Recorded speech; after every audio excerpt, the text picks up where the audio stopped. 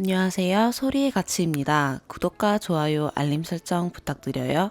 오늘의 사연 시작할게요. 안녕하세요. 매우 긴 글이 될 것 같습니다. 저는 울산에 살고 있는 3살 아이의 엄마입니다.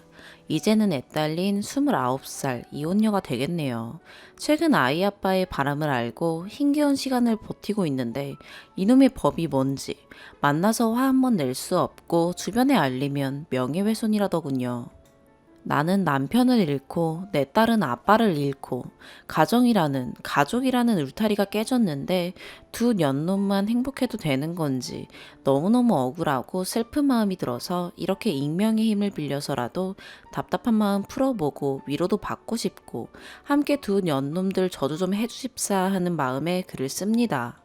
제가 21살 때 만나서 벌써 29살이네요. 신랑은 23살 때 만나서 31살입니다. 처음 만날 때 저는 S통신사 대리점 직원이었고 함께 개인 가게를 차리겠다고 신랑은 L통신사 영업사원으로 입사해서 둘이 열심히 배워서 개인 판매점을 차렸습니다. 1개에서 2개, 또 3개. 원래 전상 직원이었던 저는 개통, 정산, 사무 업무를, 신랑은 판매, 영업을 했습니다. 그러다 통신사 영업정지에 단통법에 힘든 시기가 왔고, 신랑은 친구가 하던 사업을 함께 하게 되었습니다.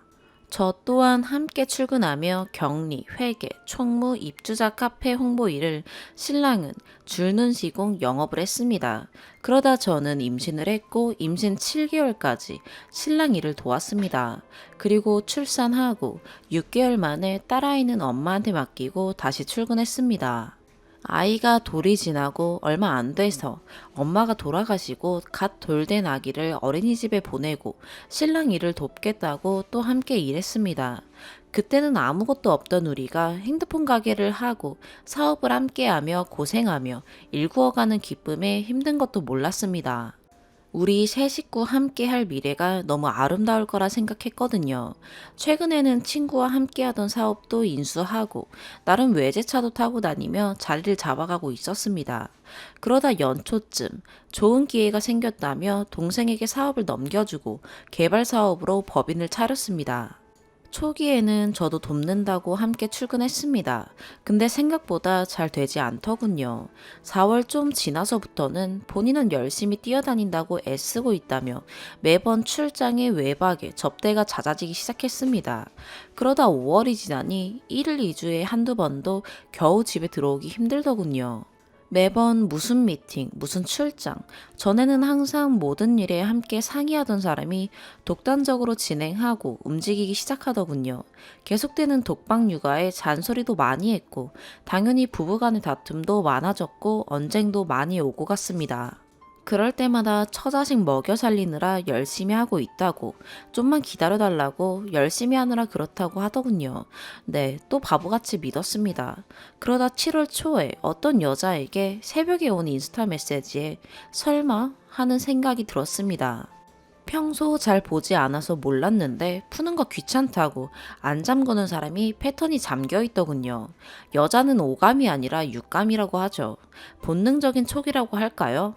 이상한 생각이 들어서 패턴을 풀려고 했더니 아무리 애를 써도 안 풀리더군요. 몇 시간을 붙잡고 씨름했더니 자꾸 몇 분 뒤, 몇 시간 뒤에 시도하라고 해서 포기하고 혹시 차에 뭐가 있을까 하고 차에 내려갔습니다. 별다른 건 없었는데 그냥 차가 참 깨끗하더군요. 그래서 내가 괜한 오해를 했나 하고 올라가려고 하는데 반짝거리는 블랙박스 불빛이 저를 부르더군요. 그래서 블랙박스를 돌려보려니 실시간은 너무 많아서 이벤트라고 급커브나 방지턱 넘을 때 충격으로 인식하고 찍히는 영상을 20개 정도 봤습니다. 거기서 그 여자와 부산 놀러가는 중에 찍힌 거, 울산 오는 길에 찍힌 거, 그리고 그 여자 내려주고 천연덕스럽게 저한테 전화해서 거짓말하는 거 등 둘이 여보 자기 첫사랑하며 통화하는 거 등 많은 것들이 찍혀 있더군요. 하필 그날이 월초더군요. 신랑은 지사장 미팅이 있다며 나간 날이었습니다. 알고 보니 접대한다고 통장에서 90만 원을 찾아서 그 여자를 태우고 부산 가서 좋은 거 먹고 히히낙낙거리고 좋은 호텔 잡아서 즐거운 시간 보내고 저는 마감해야 하는데 애가 안 자서 새벽에 겨우 재우고 4시까지 마감한 날이더군요. 다음날 낮에 울산 와서 그 여자랑 점심 먹고 내려주고 저한테 전화해서 어제 접대 잘하고 지사 미팅 이제 끝났다고 밥 챙겨 먹었냐고 하던 영상을 봤습니다. 손이 부들부들 떨리고 눈물이 나서 아무것도 못하겠더군요. 그렇게 알게 됐습니다. 이제 와서 알고 보니 외박이 잦아지기 시작할 때 타지에 간 것도 아니고 그 여자 집에서 두 집 살림을 하다시피 했네요. 아무 생각도 안 났습니다. 묻지도 따지지도 않고 아이도 신랑 보고 키우고 알아서 다 하라고 이혼하자 했습니다. 저는 애 때문이라도 싹싹 빌 줄 알았습니다. 근데 너무 순순히 알겠다고 하더니 또 다시 생각해보면 안 되냐, 잘못했다 하더군요. 겨우 하루 고해성사에 풀릴 일은 없었고 싫다고 정리하자 했더니 나가서 며칠을 안 들어왔습니다. 그러다가 하자는 대로 하겠다고 그 여자가 제 딸을 키우겠다고 했답니다. 어이가 없어서 말문이 막히더군요. 그러고선 친정 오빠랑 상의하기 위해 며칠 대구에 갔다 왔습니다. 알고 보니 저 없는 며칠 동안 우리 딸을 그 여자 집에 데려가서 재우고 먹였더군요. 신랑이 출근하고 그 여자가 애 잘 있다고 보여주려고 제 딸 패드로 찍은 동영상을 우연히 보고 알았습니다. 동영상에서 자기 보고 엄마라 칭하는 그 여자를 봤습니다. 그걸 보니 온 몸이 부들부들 떨려서 내 새끼한테 이건 아닌 것 같아서 다 내려놓고 딸만 보고 참고 살아야지 하고 신랑한테 정리하고 오라고 했습니다. 그래도 나는 그 여자 용서 안 되니까 그 여자 정보 들고 들어오라고 기회를 줬습니다. 그래도 생각이 있었는지 정리했다며 들어왔더군요.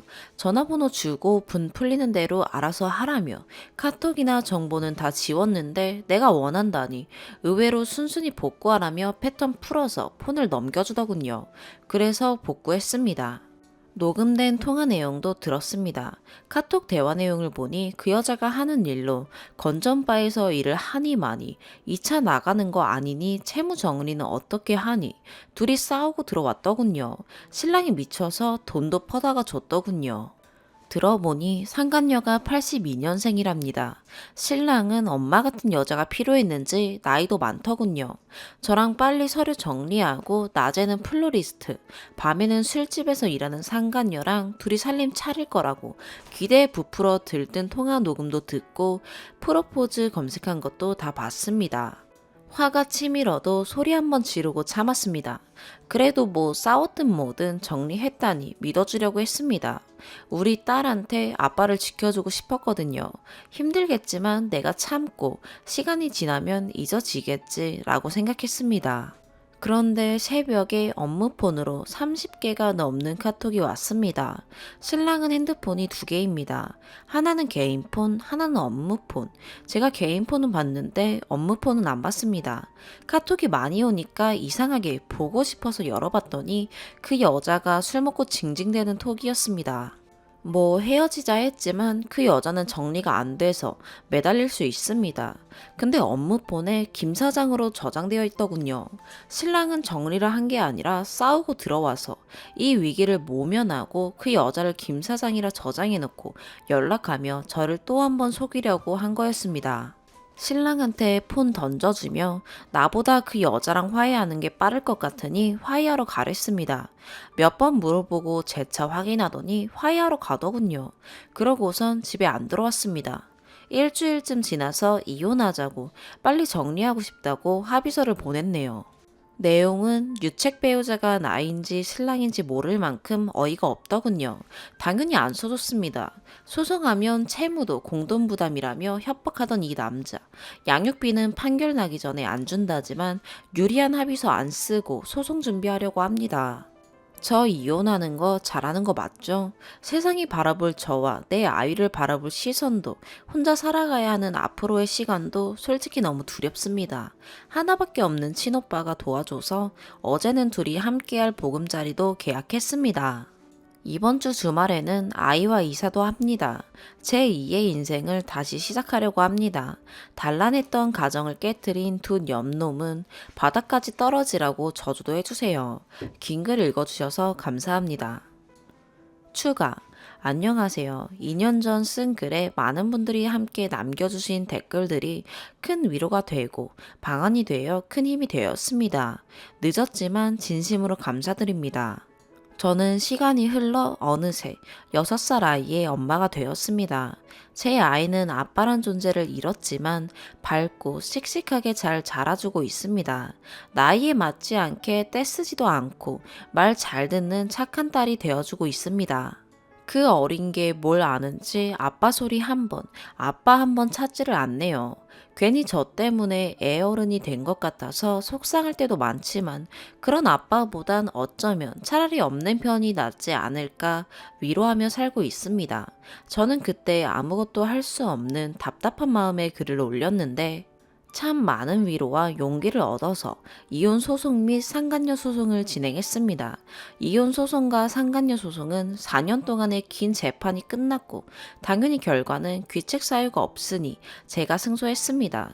소송 기간 동안에 주지 않은 과거 양육비와 위자료, 미래 양육비 판결문도 받았고요. 제 판결문에는 면접 조항이 없습니다. 가사조사 과정에서 그 사람과 기타 문제들이 많이 있어서 참 감사하게도 판사님께서 면접 조항조차 넣지 않은 채 판결 내려주셨습니다. 일반적이지 않은 경우라고 하더군요. 일반적이지 않은 그 사람이라 어쩌면 다행이다 싶습니다. 오늘 글을 쓰는 이유는 제가 도저히 방법을 찾지 못해서 혹시나 여기서는 제가 생각지 못한 다른 방법을 알 수 있진 않을까 해서 올려봅니다. 판결문을 받았으니 위자료도 양육비도 다 잘 받고 그냥 그렇게 끝났으면 참 좋았을 텐데. 아이러니하게도 저는 위자료도 양육비도 다 받지 못하고 있습니다. 첫 판결이 난 3월에 연락해서 돈이 없어 아이 유치원을 보내고 싶은데 못 보낸다 했더니 겨우 2달 양육비만 받았습니다. 그 이후엔 연락 두절로 받지 못하고 있습니다. 우리나라 법이 판결문만 주면 끝인 줄 알았더라면 없는 돈에 빚까지 내가며 변호사를 사서 소송하지 않았을 겁니다. 전 남편은 지금부터 그 사람으로 칭하겠습니다. 그리고 그 사람과 상간녀는 헤어졌답니다. 둘이 죽고 못 살아 한 가정을 파탄내고 아내의 자식까지 버리더니 고작 그 정도였나 봅니다. 그리고 그 사람은 같은 계통의 사업하는 여자를 만나 잘 먹고 잘 산다고 하네요. 판결문으로 초본을 확인해 보니 그 사람은 이사 후에 주소를 옮기지 않아서 거주지 불명자로 운영하던 법인 회사는 공동대표에서 단일 대표로 변경되어 있었으며 상간녀는 초본 확인 후 보증금 압류를 주인에게 통보했더니 이미 이사 갔다고 하고 상간녀가 운영하던 꽃집도 보증금을 월세로 다 까먹고 계약이 만기됐다고 하더군요. 그렇게 아무것도 못한 채 어영부영 벌써 시간이 흘러 1년이 다 돼갑니다.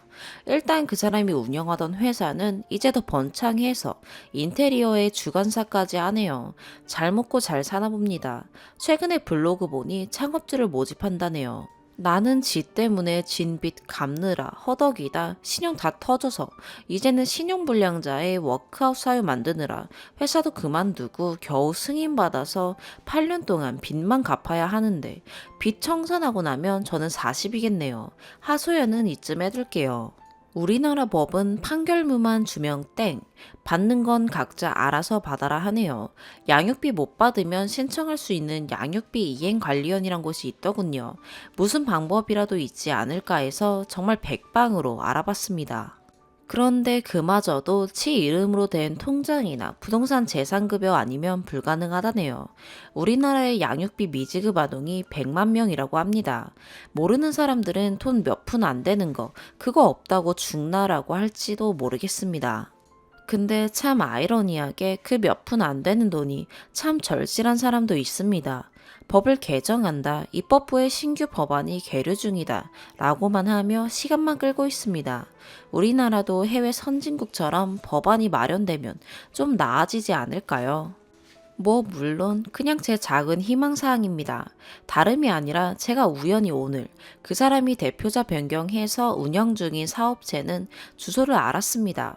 신문기사나 블로그, 기타 등등 자료들에는 여전히 그 사람이 대표라는 증거들이 가득합니다. 실질 경영자이자 운영인으로 명함은 박이사라고 되어 있다고 들었습니다. 계좌도 법인 계좌는 4대 보험 체납으로 압류되어 같이 운영하는 친구와 차명으로 쓰는 것 같습니다. 혹시 제가 할 수 있는 추가 방안들이 없을까 해서 도움을 좀 얻고자 이렇게 글을 올립니다. 위로의 말씀도 좋고 채찍의 말씀도 좋고 새로운 방안도 좋고 뭐든 좋습니다. 그 어떤 말이든 저는 용기와 위로가 될 것 같습니다. 저는 또 한번 이렇게 익명의 힘을 빌려봅니다. 두 번째 사연입니다. 안녕하세요. 고민이 있어 글을 씁니다. 원래 와이프가 자기 입장에서 카페에 글을 올렸는데 그곳에서 다들 괜찮다고 하길래 저는 도저히 정상이 아닌 것 같아 이곳에 다시 한번 올립니다. 와이프와 상의하고 여기에서도 괜찮다고 하면 앞으로 이상한 사람 취급 안 하기로 했으니 한마디씩 부탁드립니다. 이번에는 제 입장에서 적어봅니다. 저희는 결혼한 지 4년 된 평범한 30대 중반 부부입니다. 와이프와는 연애를 5년 정도 했어요. 그때도 입술 화장에 집착하긴 했었습니다. 예를 들면 밥을 먹다가 입술이 지워지면 어디든 가리지 않고 거울을 꺼내 입술을 발랐고 저와 입맞춤을 한 뒤에도 바로 거울을 꺼내 입술을 발랐습니다. 그때는 그냥 나한테 잘 보이려고 노력하는구나 하면서 예쁘게 봤었는데 점점 도가 지나치는 것 같습니다. 결혼 후에도 피부 화장은 안 해도 집에서 입술 화장은 꼭 하고 있었습니다. 립스틱이 아니라 틴트라고 입술에 착색되는 화장품을 바릅니다. 자다 깨건 새벽에 들어오건 언제나 입술이 빨간 채로 있습니다. 제가 누나가 2명이라 집에서는 괜찮다. 나는 누나들이 집에서 화장 지운 모습을 하도 많이 봐서 너 눈썹이 한쪽 없어도 이해할 테니 집에서는 편하게 있어라. 그리고 입술에 안 좋을 것 같다. 이렇게 얘기를 하는데 고쳐지질 않습니다.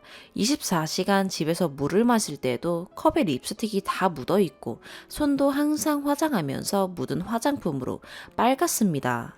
임신했을 때도 립밤 같은 순한 화장품을 사준 적이 있는데 자기가 쓰는 틴트는 독한 게 아니라며 립밤은 자주 지워져서 싫다고 끝끝내 고집을 부려 이용까지 갈 뻔한 적이 있습니다.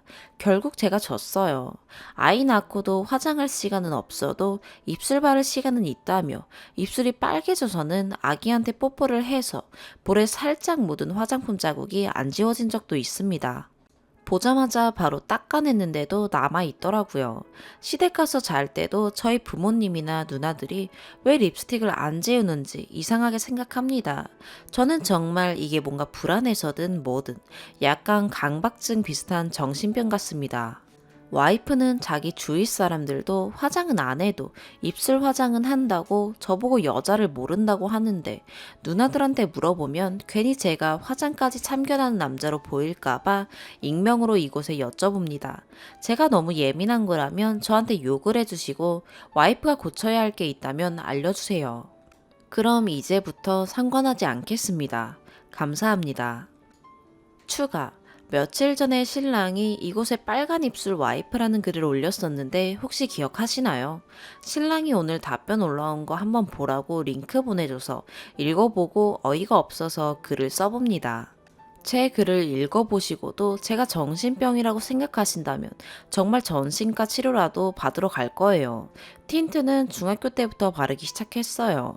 그때는 비싼 걸 못 쓰니까 문방구에서 파는 것도 써보고 에뛰드 뭐 이런 중저가만 썼어요. 그래서 그런지 20대부터는 입술색도 없어지고 틴트가 없으면 어딜 못 가겠더라고요.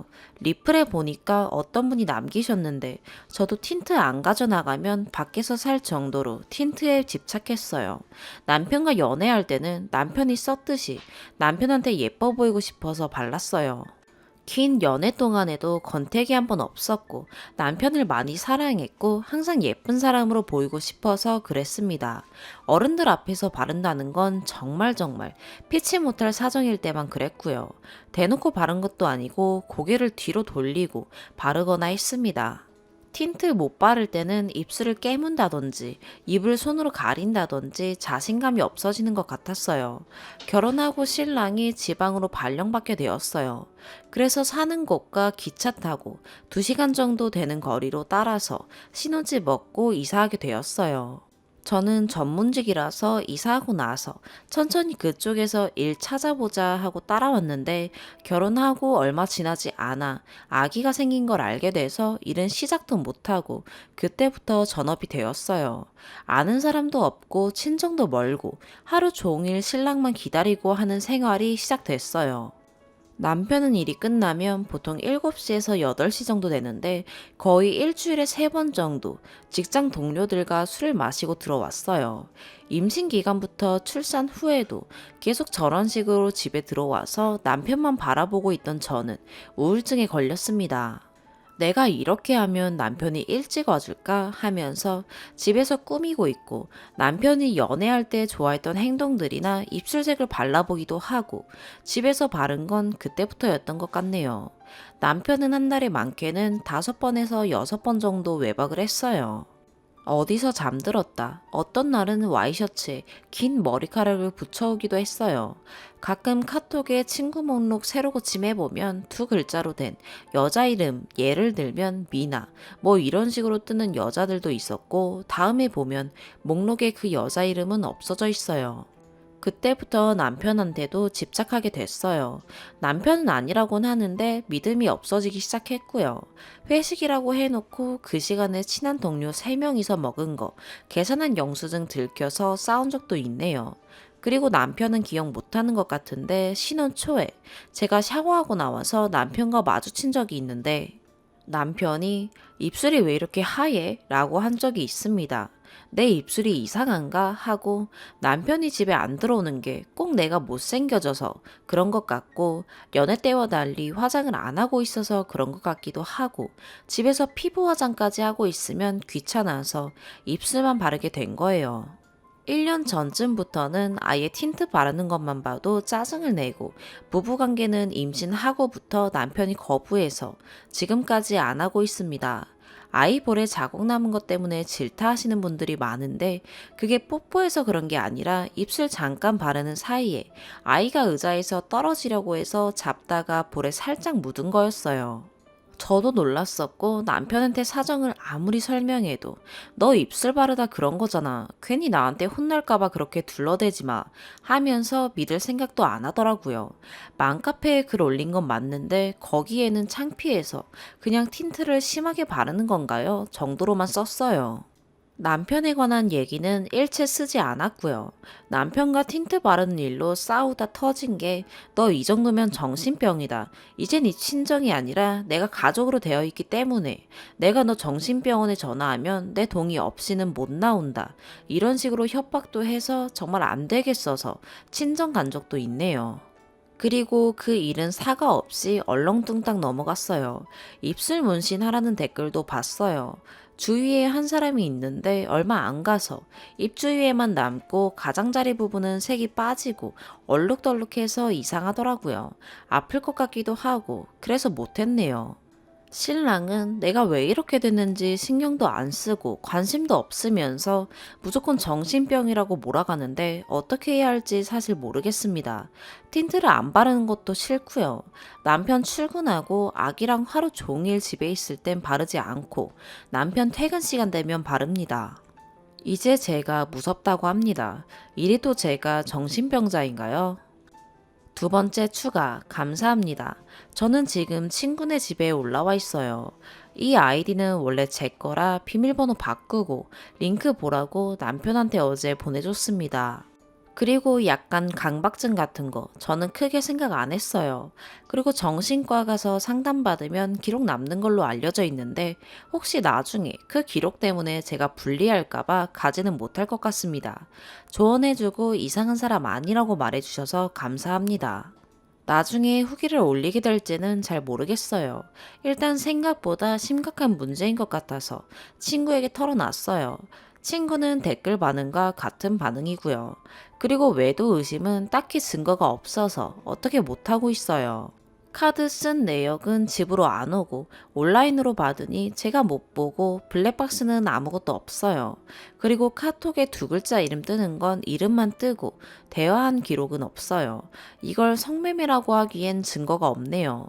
그동안 왜 혼자 끙끙 앓았는지 모르겠어요.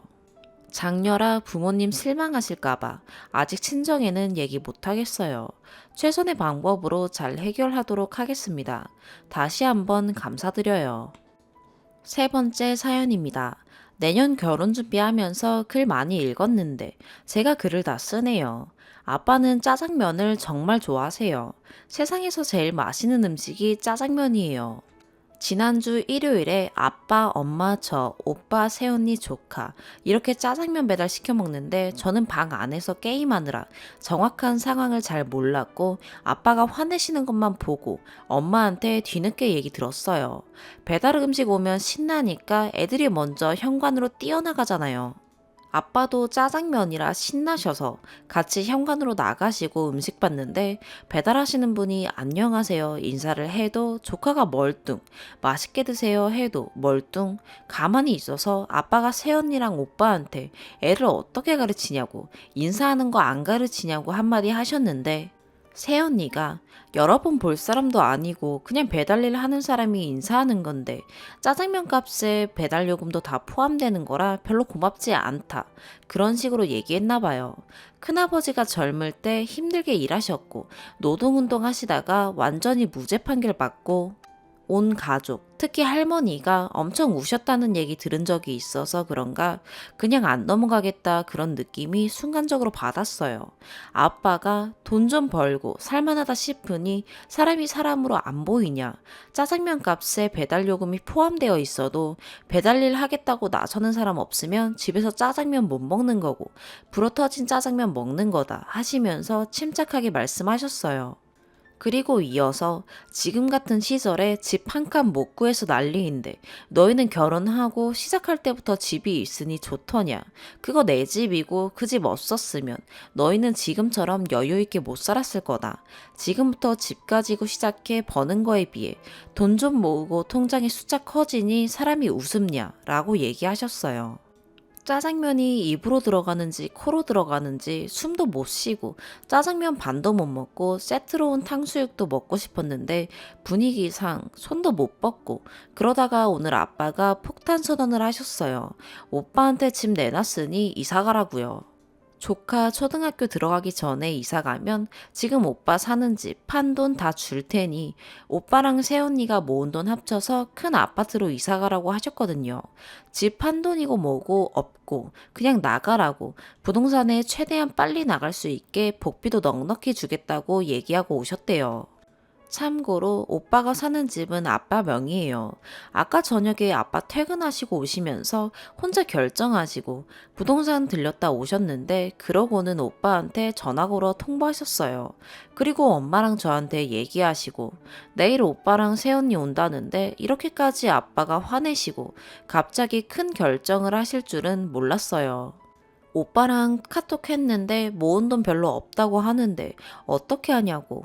오빠도 걱정이고요. 추가. 그동안 판에서 보던 것처럼 추가 글이나 후기를 써야 하나 고민 많이 했는데 오빠랑 새언니랑 와서 혼나고 저도 몇 년 전 생각나서 혼자 울고 남자친구 붙잡고 울고 다 잊었다고 생각했는데 그때 서러웠던 거 생각하니까 눈물이 많이 났었거든요. 원래 저희 집은 광역시 주변에 살고 오빠랑 저는 광역시에 있는 각각 다른 대학을 다녔어요. 바로 옆에 붙어 있는 지역이긴 한데 너무 통학하기 힘들어서 오빠 군대 다녀오고 오빠랑 저랑 같이 사는 조건으로 학교 주변에 좀 비싼 전세 마련해 주셨고 정말 필요한 것들만 채워주셨어요. 집에서 통학하려면 왕복 2시간 반인데 광역시 들어오고 왕복 1시간에 학교를 다녀서 너무 좋았어요. 그리고 전 졸업하려면 아직 1년이 남았는데 오빠가 졸업하자마자 혼전 임신을 했어요. 그래서 전세 마련해 주시면서 꼭 필요한 것만 채워주셨고 더 필요하다고 하면 부모님 생각에 꼭 필요한 것이 아니라고 생각하시면 안 사주셔서 제가 알바랑 용돈 모아서 산 것들이 꽤 있었어요. 물론 오빠랑 같이 산 것도 있고요. 그런데 오빠는 졸업하고 취직하자마자 모은 돈 없이 혼전 임신해서 결혼은 해야 하고 어째요. 새언니는 저보다 1살 많은데 졸업과 동시에 임신한 상태였고 큰돈 모은 상태 아니었으니 새언니가 저랑 오빠랑 살던 집으로 들어와 신혼살림 차리고 제가 집으로 다시 들어갔어요. 정말 제 옷이랑 책만 들고 나오고 오빠랑 살면서 마련한 재미있게 산 것들, 예를 들면 미니 화장대 같은 거 하나도 못 들고 집에 왔어요. 얼마나 서러웠는지 몰라요. 하지만 그렇게 놓고 오지 않으면 마땅히 오빠도 새언니도 집도 혼수도 할 형편이 안 되니까 어쩔 수 없다고 생각했어요. 그런데 학교 근처에 있는 전세다 보니 오빠랑 새언니가 CC라서 그냥 살기가 좀 뭐했는지 다른 집으로 옮기고 싶다고 해서 그 전세를 빼서 더 비싼 아파트 전세를 알아보길래 오빠한테 한마디 했죠. 지금 전세 빼서 더 큰 전세 갈 돈이 어딨냐. 부모님 생각도 좀 했으면 좋겠다고요. 오빠도 우리가 어떻게 컸는데 내가 그럴 것 같냐고 걱정 말라길래 걱정 안 했죠. 아빠는 오빠한테 일단 가지고 있는 1억 넣고 아빠가 남은 대출 7천 해서 그 집 전세 마련해 주마. 대신 그 대출 내가 갚아서 너 주려고 하는 거니까 내 명의로 가지고 있다가 나중에 손주가 태어나고 학교에 들어갈 때 아파트 팔면 다 너희 줄 테니 그때까지 얼마나 벌 수 있을지 애 키우면서 한번 고생해보고 그 가치가 얼마간의 금액이 되어 모아졌을 때 지금 내 명의로 된 1억 7천짜리 아파트 모두 판 돈 너희 줄 테니 거기에 너희가 모든 돈 합쳐서 너희가 그렇게 원하던 너희 집 가지는 거 더는 뭐라고 안 하겠다. 그건 너희가 노력한 값이라 인정하고 줄 거니까 말이다. 라고 하셨어요. 근데 여기에서 전세 마련해 주겠다고 하신 부분은 제가 잘못 썼어요. 7천 더해서 21평 아파트 사주신 거 맞아요. 오빠랑 새언니가 가고 싶다고 했던 아파트는 28평 1억 7천으로 전세였고 아빠가 결국 사주신 아파트는 거기에서 10분 떨어진 21평 1억 7천으로 살 수 있는 곳이었어요. 그런 사연이 있었는데 결국 그날 오빠랑 새언니 와서 잘못했다고 빌고 갔고 아빠도 한숨 쉬며 말씀도 하셨어요. 우선 조카는 가명인 수연이라고 할게요. 너희 결혼해야 해서 둘째가 집으로 돌아와서 하루에 3시간 왕복하며 학교 다니는데 나도 애비라 가슴이 아프더라. 그래도 딸인데 별 보고 아침 먹고 나가서 달 보고 들어와서 저녁 먹는데 얼마나 걱정이 됐는 줄 아냐. 그리고 수연애미야. 세상에 돈으로 할 수 있는 일이 없는 그런 사회가 됐다 한들 자식한테 인사는 똑바로 시켜야 되고 돈 주고 일 시키는 사람이라고 해서 그렇게 막대하는 거 아니다. 지난번 1층 내려가서 수연이 데리고 내려가서 분리수거 같이 하는데 너무 대충 하길래 꼼꼼히 가르쳐 올라왔더니 이상한 얘기를 하더라. 대충 해도 돼. 어차피 경비 아저씨가 다시 정리할 거야. 정말 수연이에게 그런 말 한 적이 있었던 거냐? 지난번에는 집사람한테 전화를 걸어서 수연이 나무로 된 무슨 교구가 있는데 그게 200만 원이나 한다고 꼭 사서 가르쳐주고 싶다고 해서 집사람이 사줬다고 들었는데 그게 정말 교육이 되는 것은 맞는 것이냐. 이 세상에 돈만 주면 누군가 그 일을 해주는 사람이 있으니 돈이 사람 위에 있는 것 같으냐. 나중에 돈을 주어도 그 일을 해주는 사람이 없으면 어찌하려고 사람 귀한 줄 모르는지 난 도통 모르겠다. 너도 마찬가지다. 너랑 둘째를 그렇게 잘 가르쳤다고 생각했는데 이번에 너무 실망스러웠던 것 같다. 지난번 했던 말은 빈말이 아니다. 너희의 인생 사적으로 급한 일이 생긴 탓에 부모된 마음으로 안타까운 마음에 그래도 얼마나 마음이 급하고 부끄럽고 불안할까 하는 마음에 일반적으로 둘째를 거의 희생시키다시피 해서 안정적으로 시작할 수 있게 최선을 다했다고 생각했는데 물거품이 된 것만 같다. 지금 당장 집을 내놓기는 했지만 그래도 집이 나가는 데에는 시간이 얼추 걸릴 터이니 지금까지 둘이 모은 돈으로만 해서 전세, 반전세, 월세 하는 데까지 해서 구해봐라. 그래도 결혼해서 아이 낳고 산지 5년인데 반전세 정도 얻을 돈은 있겠지.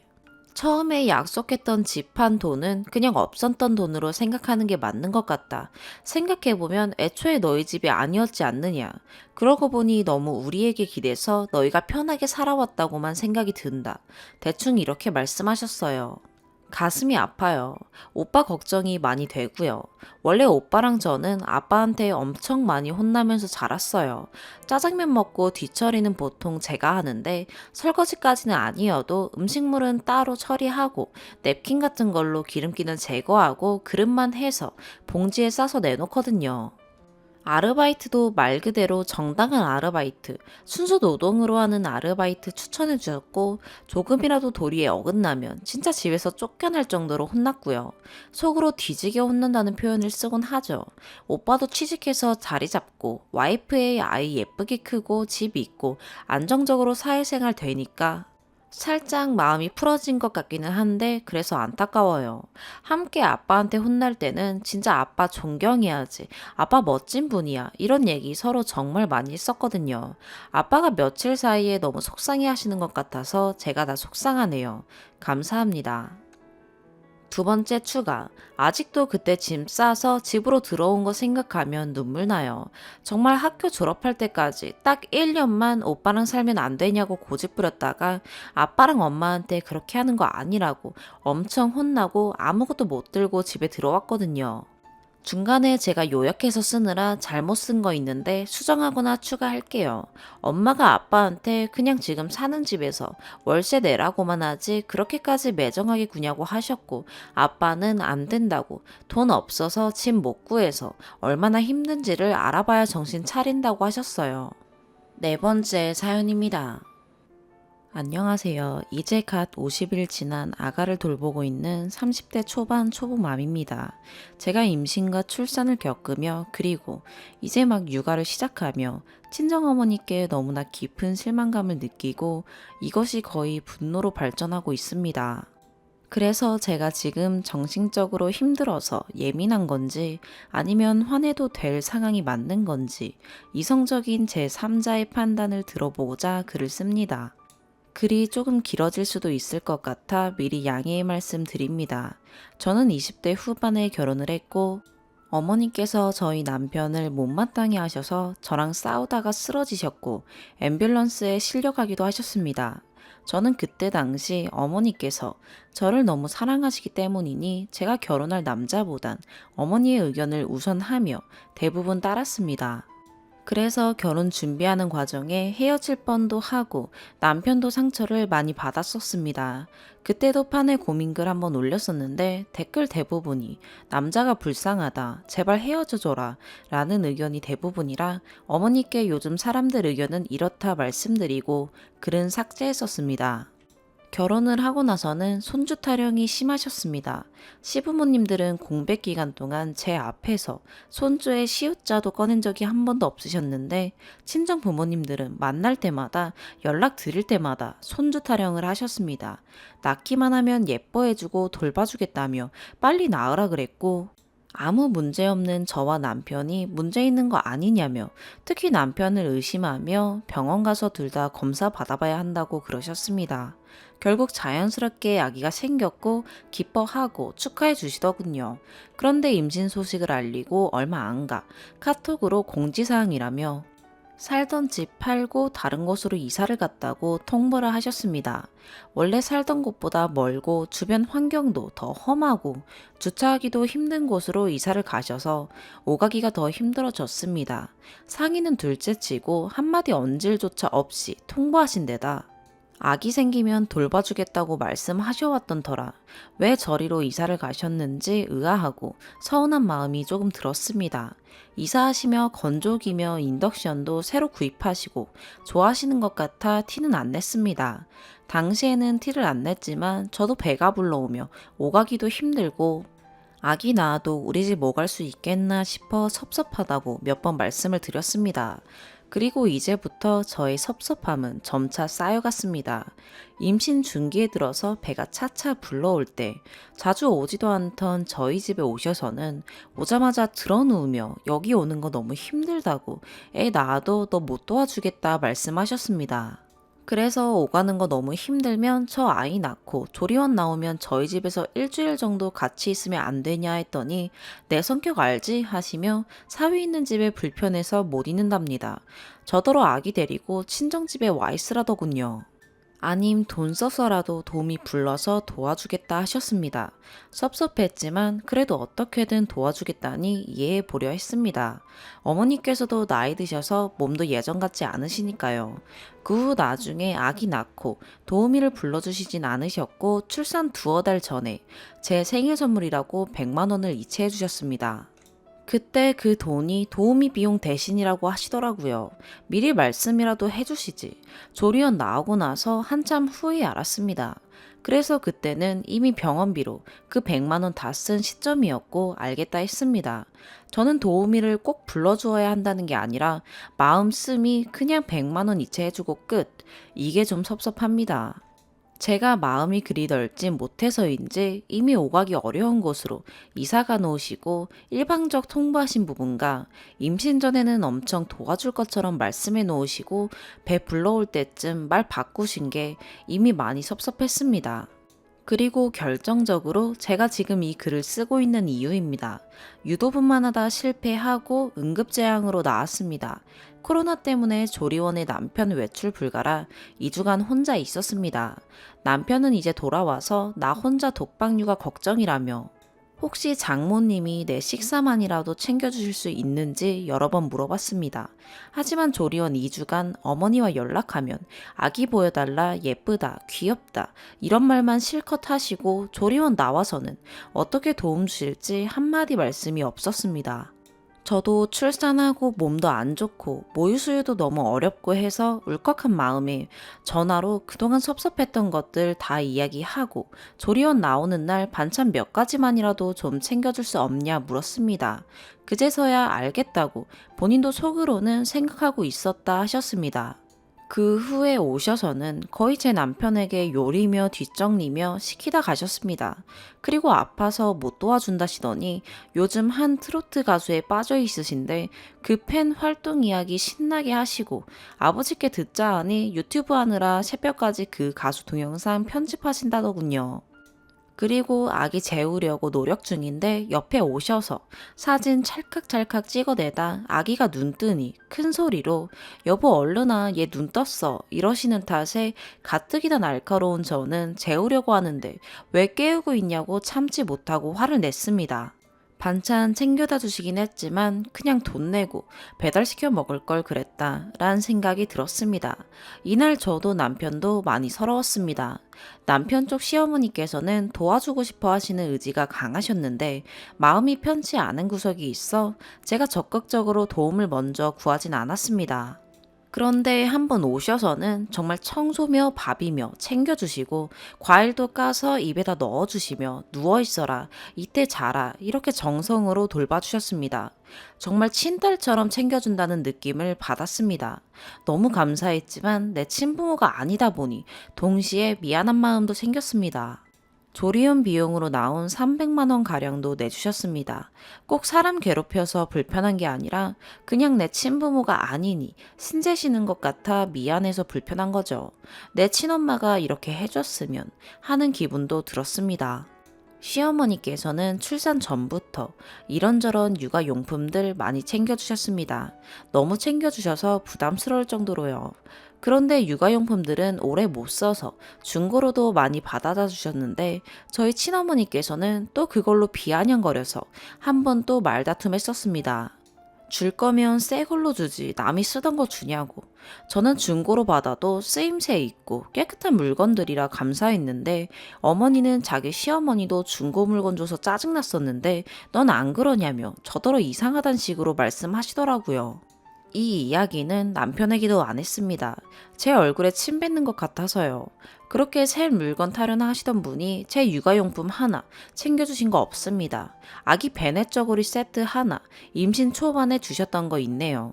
이후에 한 번 더 집에 방문하셨는데 역시나 배달음식 시켜 먹자고 아버지께서는 모유수유하는 제게 피자 시켜주겠다 하시더라고요. 케어 받는다는 느낌은 전혀 없고 그냥 애기 보려고 놀러 온 느낌? 결국 또 한 번 화를 내니 그제서야 그래 그럼 뭐 해줄까 이러면서 제가 해달라는 것 해주시더라고요. 아버지는 약간 짜증도 내셨어요. 그런데 그렇게 일일이 해달라고 하니 내가 마치 부려먹는 자식이 된 기분이었어요. 마음만 더 불편했어요. 한평생 살며 부모님께 도와달라고 사정해 본 적이 없습니다. 진짜 처음이자 마지막으로 너무나 절실히 도움이 필요해서 한 달도 아니고 일주일도 아니고 하루만이라도 제대로 도움받고 싶었는데 너무나 서럽고 섭섭했습니다. 그리고 아기 태어난 지 한 달 정도 되던 날 저에게 장문의 카톡을 보내시더라고요. 그날은 휴가 냈던 남편도 복직하고 제가 처음으로 아기 혼자서 돌보는 날이기도 했습니다. 내용은 자신에게 쌀쌀맞게 대하는 나를 계속 품고 가야 하는지 의문이고 트로트 가수 팬 활동하는 거 이해 못 해주는 거 섭섭하다. 사실 전 이거 별로 신경 안 씁니다. 그리고 이어서 이 나이에 즐거움으로 삼고 사회적 연결고리 돼주는 거 응원 못 해주냐는 내용이었습니다. 그리고 가장 마지막 한마디가 제 가슴에 빗으로 꽂혔습니다. 네 딸은 너 같은 딸 아니길 빈다. 저 말을 듣고는 바로 눈물이 쏟아지더군요. 평생 말썽 한번 안 피우고 돈 안 들이고 살아온 가성비 딸이었습니다. 그때 아기 젖 물리고 있었는데 아기 안고 폭풍 오열했습니다. 지금도 글 쓰는데 또 눈물이 나네요. 남들은 아이를 낳으면 부모 마음을 이해한다는데 저는 도무지 출산한 지 한 달 돼요. 독박 육아하고 있는 딸에게 어떻게 저런 카톡을 보내는지 이해가 안 됩니다. 며칠, 몇 주가 지나도 그 말이 잊혀지지가 않아 전화를 걸어 따질까? 만나서 이야기할까 싶다가 밤을 새기도 하고 밤중 수유 중에 실수로 유축한 걸 엎어서 분노 조절 못하는 사람처럼 악을 질렀습니다. 애기도 깜짝 놀랐고 애기한테 너무 미안했어요. 남편도 깜짝 놀라 저를 달래주며 대신 수유를 해줬습니다. 저런 카톡 받은 일은 너무 속상한 일이라 며칠간은 남편에게도 말하지 않고 보내다 그날 밤중에 악 썼던 날 어머니께 저런 카톡 받았었다. 나중에 이야기를 했더니 남편도 그제서야 화내며 너무하신다고 사실 자기도 그동안 나한테 하는 거 보고 너무 섭섭했다고 하더라고요. 그렇게 어머니에 대한 환상에서 깨어나니 어렸을 적 성장 과정에서부터 결혼 준비하던 때까지 하나하나 다 떠오르고 내가 어머니에게 너무 큰 기대를 걸었구나 싶었습니다. 최근엔 산후 소양증 때문에 밤중 수유할 때면 온몸에 두드러기가 나고 미친 듯이 가렵습니다. 그걸 참다가 너무 서러워서 엊그제 어머니께 새벽에 사진과 함께 카톡을 보냈습니다. 사실 이때쯤엔 어머니에 대한 기대감을 버려서 연락할까 말까 고민했는데 너무 힘이 들다 보니 어머니의 따뜻한 손길이 그립고 그랬습니다. 사진 보시더니 걱정해 주시더라고요. 병원 가봐야 하는 거 아니냐고. 내심 기대했습니다. 혹시 내일 와주시지 않을까 하고요. 병원을 갈래도 아기 돌봐줄 사람이 필요하니까요. 근데 밤 늦게가 돼서야 괜찮아졌냐고 카톡 하나 오더라고요. 어차피 병원 가도 약 못 쓰는 거 알아서 갈 생각도 없었지만 또 한 번 내가 바보같이 기대했구나 하며 완전히 마음을 접었습니다. 그리고 오늘 아침에는 아버지랑 어디 지방으로 여행 가신다며 카톡이 와 있더군요. 며칠 뒤엔 어머니 생신이라 남편이 주말에 혼자라도 친정 다녀오라 그랬는데 어머니께 그 말을 꺼내니 집에서 아가랑 편히 쉬렴 이러십니다. 50일 막 지난 아기 돌보는 게 쉬는 겁니까? 몸 아파서 저 못 봐주신다면서 팬활동과 여행은 잘하십니다. 지난주에 3시간 정도 저희 집에 잠깐 있다 가셨는데 그것도 어디 나가는 길에 잠깐 들른 거였더라고요. 전 또 저보러 일부러 온 줄 알았네요. 제가 육아 스트레스 때문에 예민한 걸까요? 저희 시어머니 말고 다른 시가 친척들 사이에서 건너 건너 들은 이야기로는 저 친딸 맞냐는 소리까지 나왔답니다. 원래 다 저런가요? 아님 제가 어머니에 대한 기대가 큰 건가요? 저는 어떤 마음가짐으로 어머니를 대해야 하는지 외롭습니다. 어떻게 하면 마음이 잘 비워질까요? 이 글을 끝으로 여러분들의 조언 듣고 마음을 잘 다스려서 육아에만 전념하고 싶습니다. 따끔한 말, 응원의 말, 뭐든 좋습니다. 제가 지금 멘탈이 너무 약해져서 욕은 자제 부탁드리겠습니다. 추가 댓글들 잘 보았습니다. 친정에게 아무것도 바라지 말라는 의견 반, 위로의 댓글 반이네요. 두 의견 모두 다 맞다고 생각하고 읽으며 마음 정리 중입니다. 저는 친정에 큰 걸 바란 적이 없습니다. 제 아이 친정이 키워주길 바란 적 단 한 번도 없고 그럴 능력 안 되시는 거 알아서 기대도 안 했어요. 제가 바란 건 조리원 나와서 딱 일주일만 제 식사 챙겨주는 거였고 임신하기 전에 워낙 부추기는 말들로 아이 낳았으면 도와주겠다 먼저 말씀하셨기에 조리원 나와 일주일 정도는 될 줄 알았습니다. 제가 꿈꾼 건 지쳐있는 제 머리 쓰다듬어 주시며 고생했구나, 힘들었구나, 다독여 주시는 모습, 따뜻한 국 한 그릇 퍼주시는 따스함, 그런 거였습니다. 이상적인, 포근하고 자유로운 그런 모습이요. 그리고 남편이 한 달 육아휴직 냈다 오해하시는 분들이 많은데 전 그렇게 말한 적이 없는데요. 제가 글을 너무 길게 써서 제대로 못 읽으신 듯 합니다. 남편은 제왕절개 이번 기간 동안 병실에서 함께 있었고 조리원에서는 2주 혼자 있었고요. 제가 조리원 나온 후 5일간 휴가였습니다. 원래도 남에게 아쉬운 소리 못하는 성격이고 그냥 내 몸 움직여 일하는 게 낫단 스타일입니다.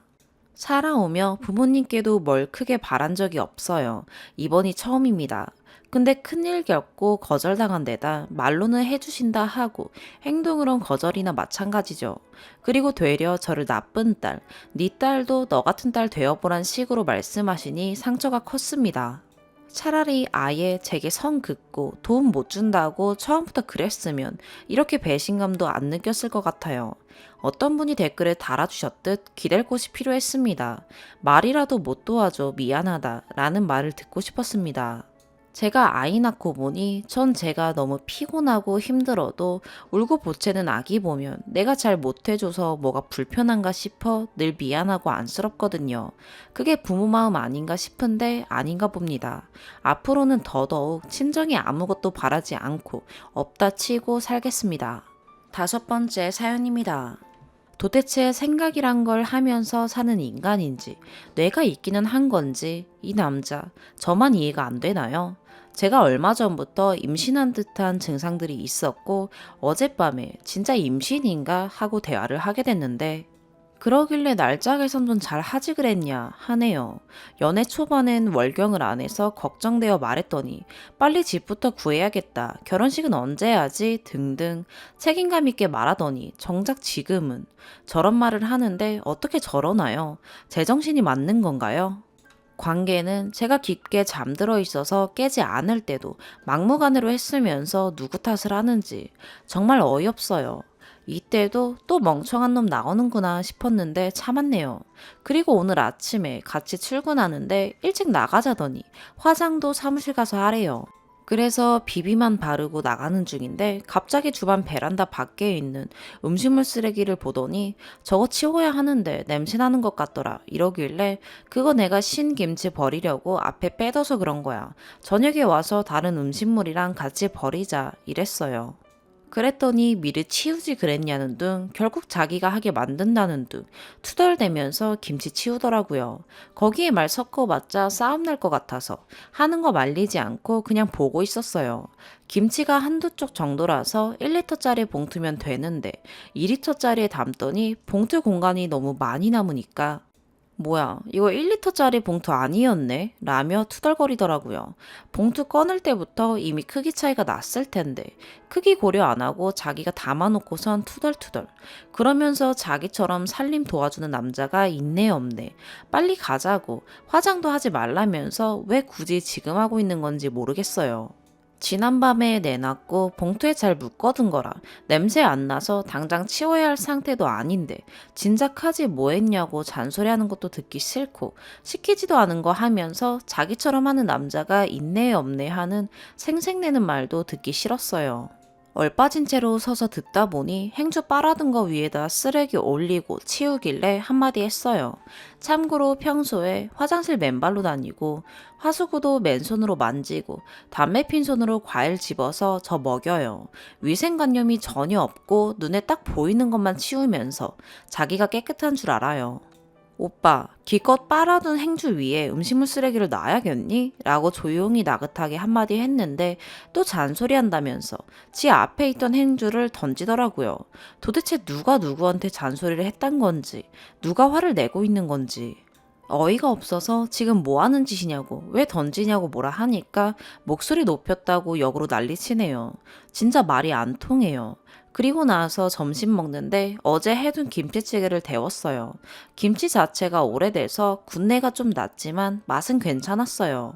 근데 찌개 데워오자마자 한다는 말이 한 입조차도 먹지 않았으면서 아 냄새 이상해 맛 없으니까 먹지 마 그냥 버려라 김치가 이상해서 요즘 네가 한 김치찌개가 번번이 실패다 그치? 이렇게 계속 열받게 하는 거예요. 처음엔 그러게 김치 이상하다 라고 맞장구 쳐줬는데 계속 그러니까 짜증이 나는 겁니다. 그래서 오빤 생각을 좀 하고 말해 라고 했더니 뭐라고? 내가 생각을 안 하냐? 라며 버럭하는 거예요. 아니 내가 한 음식을 먹어보지도 않고 냄새 때문에 이상하다고 하면 내가 기분이 좋겠어? 말하는데 왜 이렇게 배려가 없냐? 내가 먹으면 되니까 그만 얘기해. 이랬더니 숟가락을 밥그릇에 탁탁 대면서 아이씨 어쩌고 하더라고요. 너 배려하니까 너 생각해서 맛없는 거 먹지 말라고 한 건데 라면서 밥 먹다 말고 탁탁 치고 일어나더니 자기 먹던 것만 딱 가져가서 설거지 하더라고요. 진짜 식사 매너라곤 개똥만큼도 없어요. 평소에도 옆 사람 먹는 속도 개의치 않고 혼자 허겁지겁 먹고 먼저 일어나는데 그러고 가버리니 진짜 이게 뭔가 싶어지대요. 근데 설거지 끝내더니 담배 피러 나가다 말고 실실 웃으면서 평소처럼 장난 걸어요. 그러면서 또 하는 말이 냄새 이상하니까 먹지마 어쩌고 또 그럼 이미 내 처지가 이게 뭐람 싶어져서 눈물 고인 채로 꾸역꾸역 밥 먹고 있는데 장난친답시고 저런 말 짓거리니까 이땐 진짜 제대로 울컥하더라고요. 갑자기 먹던 밥 몰라오고 눈물이 쏟아지는데 애써서 맨날 밥 해바치고 왜 이딴 말을 듣고 있는지 너무 속상해서 눈물 콧물 터지고 화나서 저 인간 나가고 식탁 위에 숟가락을 던졌어요. 그거 보고 다시 들어와서 땅에 떨어진 숟가락 발로 차더니 너 지금 뭐 던졌냐며 먼 연하를 막 찾아요. 욕까지 들으니까 더 어이가 없어서 못 참고 같이 싸웠어요. 그랬더니 또 헤어지자 하길래 그 길로 나왔어요. 어디서 배워먹은 박사머리 교육이길래 남이 해준 음식을 냄새만 맡고 먹지 마라 버려라 짓거리는지. 숟가락 던지게 만들어 놓고 숟가락 던졌다고 성질 주옥 같다고 그놈의 헤어지잔 소리를 또 짓거리는지 자기야말로 물컵이며 핸드폰이며 손에 있는 거 다 던져서 박살낸 게 어디 한두 개인가 숟가락 던진 게 그거에 비할까 다 너보고 배웠는데 누구 성격이 이상한 건지 정말 온 세상이 묻고 싶네요. 아무튼 싸우고 집에 가고 있는데 카톡을 보내더라고요.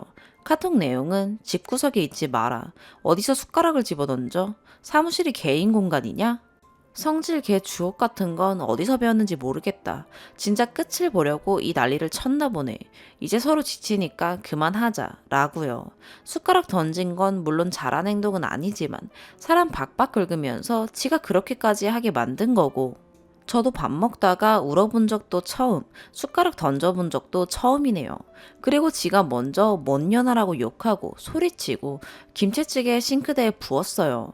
그래서 전 먹던 반찬이랑 치우고 있었는데 또 헤어지자 눈앞에서 사라져라 라고 해서 딱 밥그릇만 못 치웠는데 그거 마저 치우고 가라길래 네가 치우랬더니 난리네요. 자기는 가만히 있었는데 제가 혼자 욕한 게 아니고 자기가 먼저 욕해서 저도 했는데 이것도 제 탓이라네요. 지가 한 말들은 항상 기억에서 지우고 없나 봐요. 지가 먼저 욕하고 소리쳐 놓고 저도 같이 욕하면 저보고 성질 더럽다고 하는 항상 똑같은 레파토리. 참고로 여태 욕 한 번 안 하고 살아왔고 살면서 남한테 욕 듣기도 저 인간한테 욕 들어본 게 처음이라 처음엔 진짜 욕 먹으면서 놀래서 눈물만 뚝뚝 흘렸어요.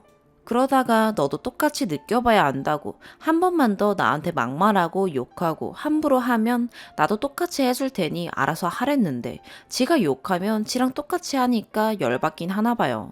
누구든 이유 불문하고 그런 쌍욕 먹으면 화나는 게 당연한 거죠. 본인만 화나는 건 줄 아나 봐요. 자기가 고칠 생각은 안 하고 우린 싸우면 끝을 보게 된다고 진짜 안 맞는다고 헤어지자 하는데 그럼 예전처럼 저 혼자 욕먹으면서 질질 짜고 있어야 되는 건가요? 그래놓고 또 가부장적인 마인드로 지가 윗사람이라면서 싸우다가 호칭을 니라고 하면 내가 네 친구냐고 하네요. 저보다 나이 좀 많다고 부부간에 무슨 윗사람인가요? 부인이 아니라 엄마 역할을 해주면서 자기 말 잘 따를 노예를 하나 들인 줄 아나 봐요. 남편 친구 와이프가 남편이 여성스러운 여자 좋아한다고 근데 여성스럽다는 의미가 가부장적인 편이다 라고 해줬던 말이 여성스러움은 순종적인 여자라는 얘기였다는 걸 같이 살고 나서야 이렇게 직접 겪어보며 겨우 알았네요. 추가. 추가하자면 20대들의 철없는 동거가 아니고 30대 중반, 40대 초 신혼입니다. 서로 적지 않은 나이에 만났기에 연애 초기부터 가볍게 만난 적이 없고 결혼만큼 이혼도 당연히 신중해야 한다고 생각했어요. 싸움에는 늘 원인이 먼저 있는 법인데 정작 본인이 원인 제공을 했다는 생각 자체를 안 하고 화난 이유를 얘기해줘도 100번 설명해줘도 그게 왜 화날 일인지 이해를 못해요. 타인의 감정을 전혀 공감하지 못하는 것 같아요. 이게 연애 때부터 그랬으면 그때 관뒀을 텐데 그 전엔 이 정도까지 심하지 않았어서 제가 대체로 참고 넘어갔어요. 제가 욕을 들어도 같이 욕하면서 싸운 적이 없어서 지금까지 온 것 같네요. 지금은 욕하면 같이 욕해주고 같이 싸우니까 누가 잘못했는지 싸우게 된 이유 자체는 안중에 없고 그냥 싸우는 동안 자기가 받는 스트레스만 생각해요. 싸움이 극으로 치닫는 게 순전히 제 탓이라는 입장이고, 그러니 본인 잘못을 짚어줘도 그건 이해할 생각을 안 하고, 오히려 본인이 너랑 못 살겠다 하니까 제가 더 미치겠다는 거예요. 아무튼 퇴근하고 오더니 야, 다 깨부시기 전에 빨리 나가 라고 소리치는데 저도 그나마 남은 마지막 전까지 뚝 떨어지네요. 점심때 집에 오자마자 짐부터 싸고 임신 테스트 해봤는데 2줄. 그래도 혼자만의 아이도 아니고 생각이 필요할 것 같아서 일단 나가지 않고 잠깐 잠들었는데 제 이불을 잡아 던지며 저런 막말을 하는 거 보니까 정신이 확 들더라고요. 이 일은 모두 시댁, 친정, 지인들에게 다 얘기할 거예요. 제가 여태 어떻게 살았고 이제 더는 못 견디겠다는 이유를 이렇게라도 얘기해 드리려고 해요. 그래야 주변인들의 만류로 억지로라도 끝을 낼 수 있을 것 같아요. 욕 섞인 댓글이던 위로던 어쨌거나 이 관계는 더 이상 지속해선 안 된다는 걸 깨닫게 해주셔서 감사합니다. 6번째 사연입니다. 일단 너무 당황스러운데 글 쓸게요. 4층 빌라에서 혼자 전세로 살고 있습니다. 이사한 지 6개월 정도 됐고요. 남자친구는 2살 어리고 같은 회사 다닙니다. 알고 지낸 지는 3년 좀 넘었고 사귄 지 8개월 정도 됐습니다. 저는 딱히 결혼을 꼭 해야겠다는 건 아니지만 하게 된다면 이 사람과 하게 되지 않을까라고 생각했었는데 그 생각이 틀린 걸까라고 생각하게 되네요. 처음 이사할 때부터 아랫집에 할머니랑 아저씨 한 분이 사셨는데 할머니가 엄청 예민하셨어요. 제가 시끄럽게 했다 싶을 수도 있는데 밤 1시 이후에 화장실만 가도 아래층 안방 창문 열고 작작 좀 싸라 이년아 라고 소리 지르실 정도. 새벽 6시쯤 일어나시는 것 같은데 그 사이엔 화장실 가도 물도 못 내리고 살았어요. 참고로 한 층에 한 집씩 있어요. 정말 이사하고 나서 너무너무 스트레스 받았지만 전세 대출 받아서 온 거고 그 외에 집 구조나 다 너무 마음에 들어서 고민하다 집주인께 말씀드리니 아랫집 전세 만기 3개월 남았으니 좀만 참으라고 아파트 분양 받았다고 얘기 들었으니 전세 연장 안 할 거다라고 하셔서 참았고 이사를 가셨어요. 그리고 이사 가시고 1, 2주 뒤에 주말에 아랫집으로 이사 오시는 아저씨 아주머니를 봤고요. 가볍게 인사드리고 말았는데 이사 떡도 돌리시고 혼자 사냐고 아주머니가 물으셔서 그렇다 했더니 종종 문 앞에 과일 많이 샀다고 혼자 살면 과일 잘 못 챙겨 먹는데 챙겨 먹으라고 과일도 걸어두고 가시고 주말엔 부침개나 국수 같은 거 많이 했다면서 나눠주시기도 하고 제가 혹시 몰라서 소음을 내지는 않냐 물으니 전혀 없다고 하셔서 사이좋게 지냈어요. 아주머님과는 카톡도 가끔 하고요. 내용 이래봐야 집에 있냐, 음식을 했다, 집이면 가져다 주겠다 등등 저도 가끔 케이크나 사서 드리기도 했고요. 그냥 참 친절하신 분들이구나 했어요. 근데 알고 보니 그분이 지금 사귀는 남자친구 부모님이랍니다. 알고 지내는 동안 남자친구가 저에게 호감이 있는 건 알고 있었는데 당시엔 남친이 있었고요. 헤어지고 얼마 안 가 고백받고 거절하고 또 얼마 있다 고백받고 아무튼 3번 고백 끝에 사귀게 되었습니다.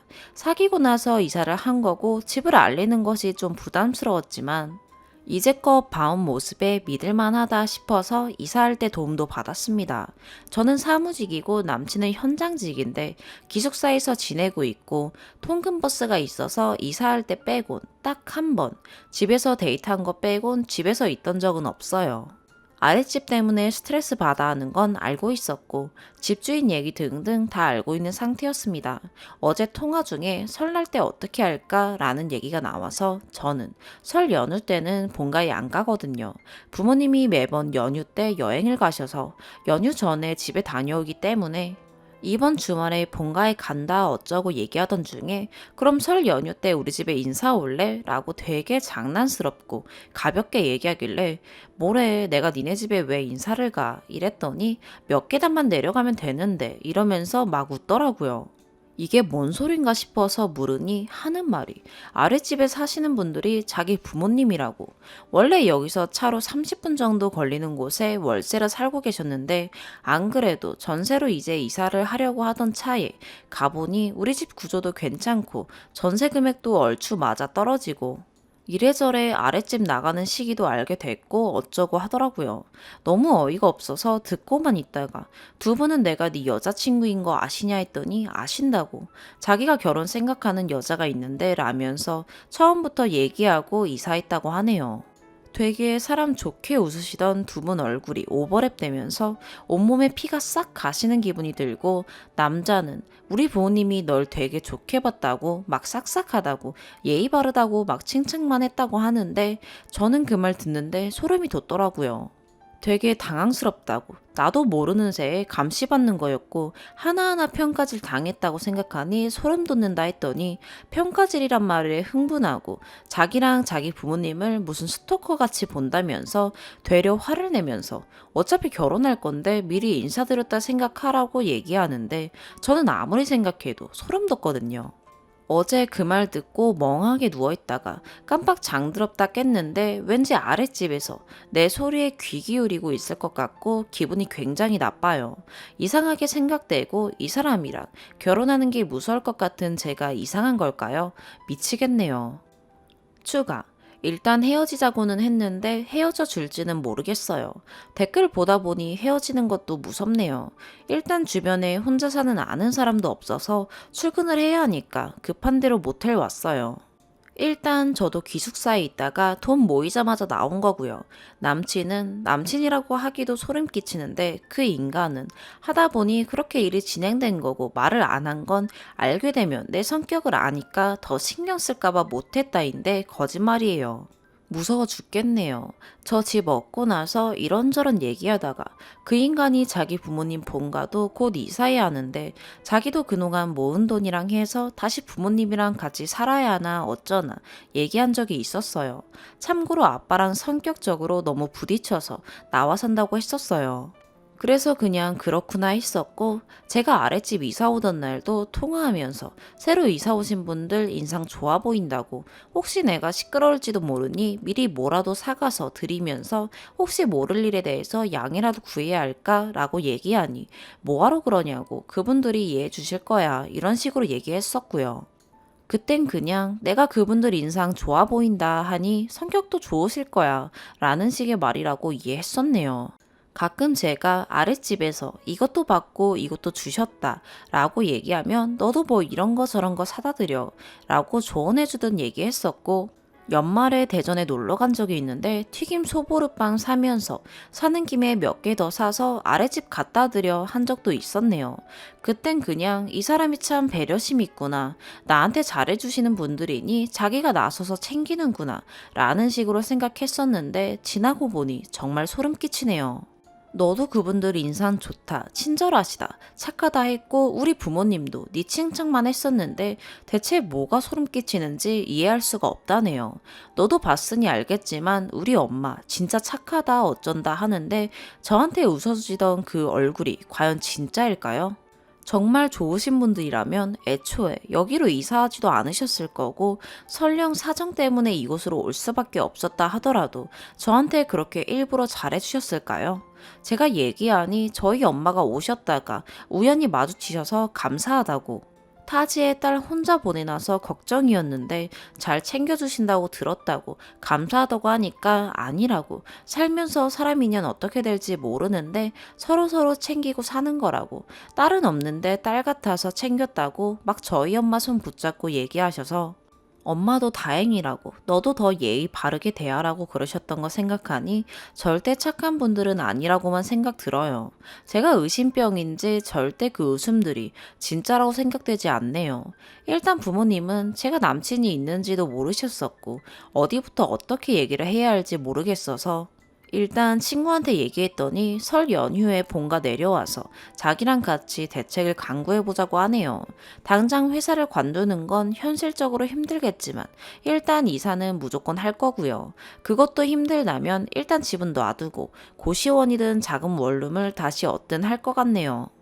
태어나 처음 독립해본 집이었고 기숙사에 있는 내내 혼자 사는 집에 대한 로망으로 각종 자료들 모아가면서 하나하나 집주인 허락받아가면서 나름 큰돈 들여서 셀프 인테리어 싹 해뒀는데 진짜 너무 애착 가지고 꾸며오고 지내왔던 집인데, 이런 말도 안 되는 이유 때문에 내가 왜 내 돈 써가며 모텔에서 있어야 하는지도 모르겠고 그냥 다 억울하고 서럽고 화나요. 사람이 진짜 무섭다는 걸 다시 한번 깨닫네요.